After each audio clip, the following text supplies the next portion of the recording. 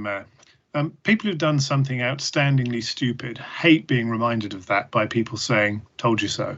But today it's difficult to avoid saying, "Told you so." The saddest thing about the report in the public interest is that there was nothing in it which people outside the council leadership hadn't been saying for years.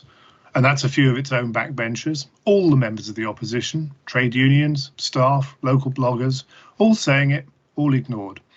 Croydon Labour has a lot of soul searching to do to understand how it got things so wrong, and most seriously, how it failed to heed any of the dissenting voices. In 2014, we were told that the new administration would be the most open and transparent ever. Yet over the following months, we saw the increasing use of delegation so that many decisions could be taken in secret. Nowhere is this more true than the decision to set up Brick by Brick and its associated charities. As a so-called independent company, it could dodge scrutiny and refuse to answer questions. Its money go round has been rightly compared to a Ponzi, and it's failed by every single metric.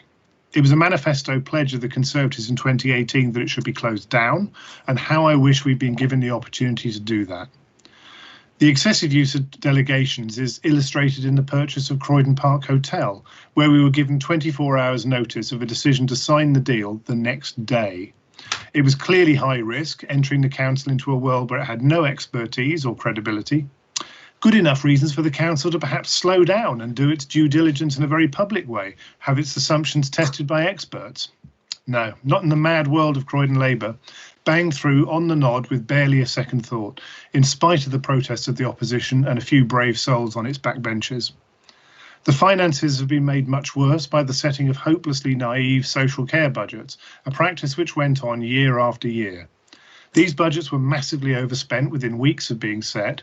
Year after year, we were told that the council had learned and was now setting a realistic budget which could be reliably stuck to, and yet every year it was wrong. I listened with interest to the new leader's car crash interview with Vanessa Feltz.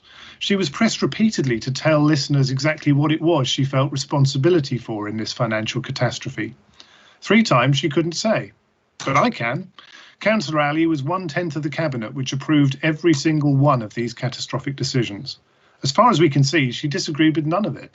So why should we now trust her to sort the mess out? 30 seconds. We've been forecasting that the council was heading for a Section 114 for over a year.